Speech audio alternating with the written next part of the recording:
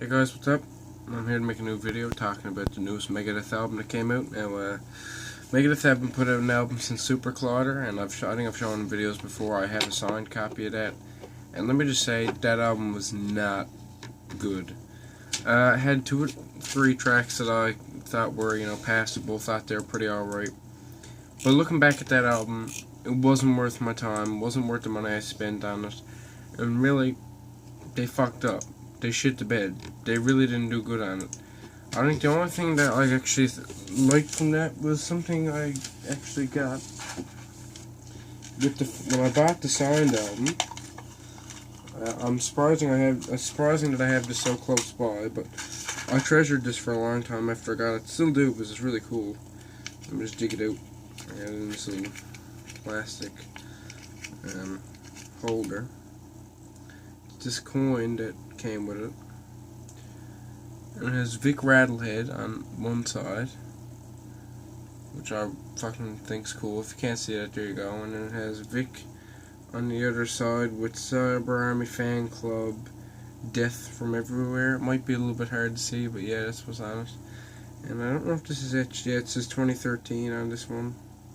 So yeah, I got this back in 2013. And you can just hear, like, I'll bang it off one of my rings. That's like a solid piece of chrome with shit painted on it. So yeah, like that's when I was just after getting into Megadeth really heavily back then, because I never got into metal because I'm only 17 at this moment. So back in 2012 I was around 13. So that's back when I was starting to get heavy into metal, like heavy into Megadeth and Metallica and shit. And Metallica and Megadeth were like my 2 favorite bands at the time. So when I heard, I remember when 13 came out, I bought it and thought it was a decent album. And I was hoping for something better. So Super Clodder comes out and I'm like, this is fucking garbage. Oh my fuck. Like, there's like 3 or 4 good songs on this. And now I'm here sitting looking at Dystopia, and I'm just going to give you what I think of it. It's not going to be a 90 out of 100, a fucking 100 out of 100, like some people might want to say. But it's definitely not going to be what I would give Super Clodder, which would be somewhere like around, like, I don't know, 52 or something. So yeah, let me just get into detail. Let me just start up the fucking album so you have something to listen to instead of my stupid mouth going. So, this came out January 22nd, which is now 3 days ago, and I've had my time to mull it over, and I think it's a good album. It's just that they're still not up to what I want, and let me just give you the details on the music, and I'll go into it. This is their 15th album, so, it's been a long time since I've been at this. So, here we go. The Threat is Real, good track, not much to say, I already spoke about it. I thought it was a good track. I didn't think it was the best song they could have released for a single, because there are better songs on this album. But I think they kind of left the best for when they actually released the album, which is a smart idea too. Then title track Dystopia, I thought that was a really good song. That was released a little bit before the album, but I didn't bother doing a track review for it, since the album was not that far behind it anyways. And it's a really hooky song with really good guitar work. I really liked it. And then you look at the song Fatal Illusion, which we're listening to right now. Great bass work, and Dave sounds fine. And overall on this album, Dave sounds good. He's not too whiny, he's not too high pitched. He's decent. He's doing his usual vocals, and I don't know what the fuck they do to him in the studio to make him sound good, because live he just doesn't. I don't know. He shits the bed live all the time. And the musicianship on this album is really top notch. Chris Adler and I think it's Kiko from Angra. Both of those guys. Chris obviously is amazing. He done work on Protest the Heroes' newest album, Volition, and he's done amazing work with Lamb of God over the years. And Kiko, I believe, I'm not sure how to pronounce his name. He's done amazing work with Angra. And so yeah, then the 4th song, Death from Within, heavy riffs, and Dave Mustaine, I gotta say, if there's any era I can really pinpoint him to, it's probably from like 2004 up to 2009, more 2000 and like, I don't know, he reminds me more like United Abominations era. actually, which is kind of weird. Then you go to Bullet to the Brain. You know, really cool intro. Decent Megadeth track, not much to comment on with that one. But it wasn't bad. The lyrics are kind of cringy, but whatever. A lot of lyrics on this album are kind of Post-American World, you know, pretty nice track. The melody's good. Just a bit generic, you know. Same thing with the song Poison the Shadows. I thought that was kind of a generic song, but not to say it's bad. It's just kind of mediocre. And then you look who's talking. Very, you know, vicious song. You know, very. He sounds really pissed off, and that's a bonus track for the Best Boy edition. But you know, he's basically telling off reporters and stuff, telling them to fuck off, and you know, he sounds like almost like it's maybe 2016's version of Lawyer, maybe something like that. Then Conquer or Die, you know, just an instrumental. Nothing really boring. It's just not that, like, you know, interesting. Lying in State, very fast and heavy. And really, it's a decent track. You know, I liked it. It's more government, more political shit.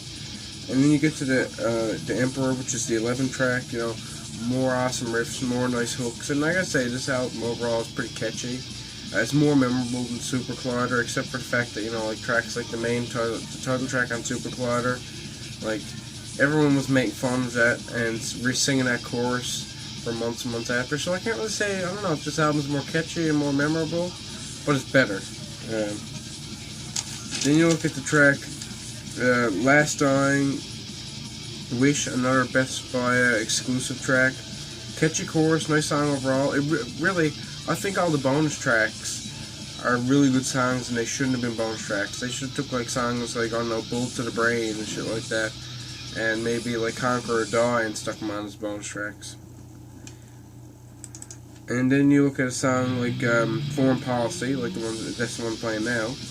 Fucking, I like the cover. I really fucking like it. I love Fear. Fear is probably one of my favorite punk bands from the LA scene back in the day. Like, you know, I even got this little 4-disc set, if I can actually pull it out.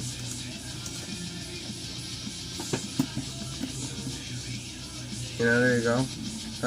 There's Lee Vig right there, actually. I think they actually perform. I can't remember if they perform. Foreign Policy on this or not. But yeah, that's a great documentary if you've never seen it before. And also, actually, to tie it in, here's Dave Mustaine being metal as fuck on the second one. So I don't know why I just brought that up, but hey, I got no problem doing that. But yeah, I think they done a great cover, and obviously he done work with Lee in MD45 back in the 90s. You know, he re-recorded over Lee's vocals, which was alright, I guess, in 2004 when they released that album. But he's worked with Lee, and so it's cool to see him covering one of their tracks. And then the 14th track, this is the way I got the album downloaded. I don't know if it's in different order on this. Like, because one of this is Spotify bonus, the track I'm talking about now is Spotify bonus track and stuff. I don't know. I'm sorry if the editing of this track listing is a little bit off, but it's what I've gotten here. Melt the Ice Away by Budgie, Spotify bonus track. Really good, catchy cover. I really like it. You can hear the elements of like the original coming through. They didn't go full on heavy as fuck Megadeth for that track. They kind of toned it back and tried to do a bit of a hard rock sound on it. And it doesn't sound bad at all. It just sounds, you know, like good Budgie sound. I love Budgie anyway, so they did a great cover on that. And then the last song with the one worst fucking titles, but it makes sense when you listen to the song. It has a bad title just looking at it. Me Hate You. Japanese bonus track. Really awesome track. Really fucking thrashy song. Really heavy. I really liked it. And one thing I gotta say, drum work on this album, top notch. People were saying it's the Genty or something. I'm like, no. Excuse me. And they were saying like Lamb of God with Megadeth's like fucking Dave Mustaine singing over it. I'm like, no, it doesn't sound really that Lamb of God. It's just fucking Megadeth, really good Megadeth. Even the guitars sound usual Megadeth to me. You know, it's political as fuck. It's better than 13 Super Collider. Even though I liked 13, I didn't mind that. I thought that was a pretty decent album.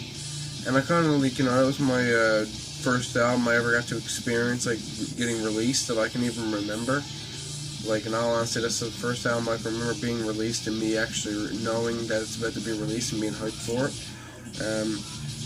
Because that shows you how fucking much of a millennial I am. I'm actually, you know, not that fucking old. You know, catch your tracks, catch your riffs. Great musicianship is, you know, Dave Mustaine doesn't really get bad musicians when it comes to recording albums. You know, I really do like it, but, you know, it's nothing close to what I was, like, you know, what I always hoped for, which is always like a fucking, like, 1990s revisit, or 1980s revisit. But, you know, it's good for what, you know, seeing how old Megadeth are now, seeing how Dave Mustaine is not the kid he used to be.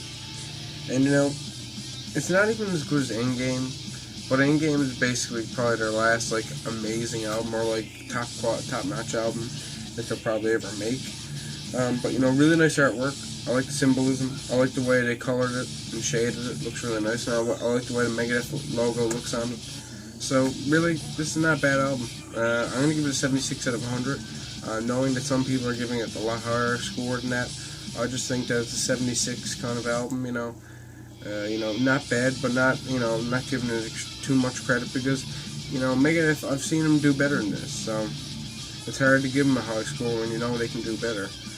But not saying this is bad at all. So if you like Megadeth and you like Endgame, go pick this up. You might not like it as much as Endgame, but you'll definitely like this album, especially after it'll definitely take the taste of Super Collider out of your mouth, or Pooper Collider, as I've heard it called. So yeah, guys, Dave Mustaine's not too bad. I guess he kind of saved himself. So yeah, go check this out.